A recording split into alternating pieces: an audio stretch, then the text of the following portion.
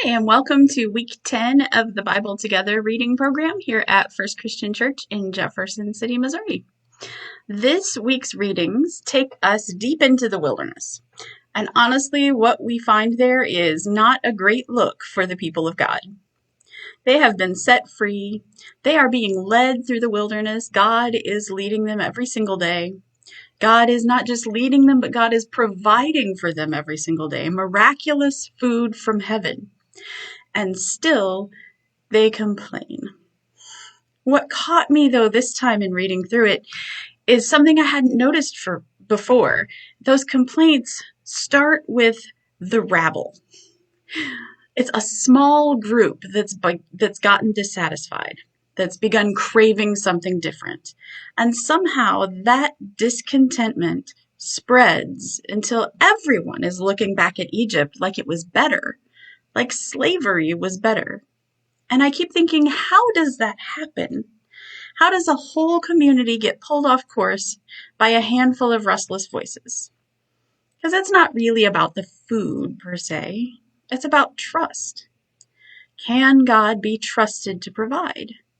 Can God be trusted when the journey is uncomfortable? And then in the story, you see that same unraveling begin to happen in the leadership. Miriam and Aaron start challenging Moses.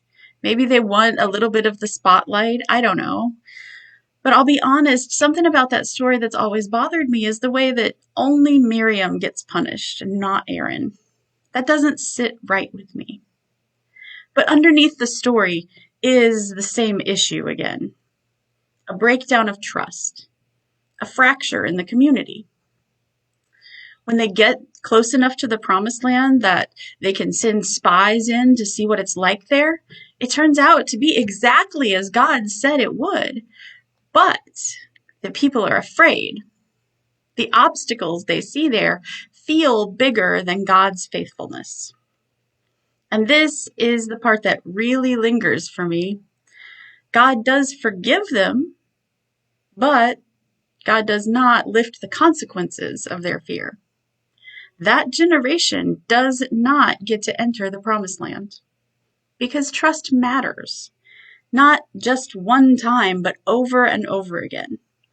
In community, it's in the small moments that build and build on one another.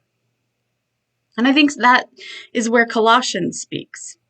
Paul says, be encouraged, be united in love, be firm in your faith in Christ.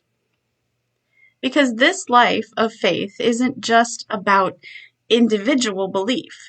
It's about being rooted together so that we're not pulled apart by fear or comparison or that creeping sense that maybe even God isn't enough. So maybe the invitation for us this week is to pay attention to the voices we're listening to and the ones that we are becoming. Are we people who are spreading trust or feeding discontent? Are we rooted in Christ or are we slowly drifting? Because the wilderness doesn't just test individuals, it reveals what kind of community they're becoming. Thanks for watching, friends. I will see you next week.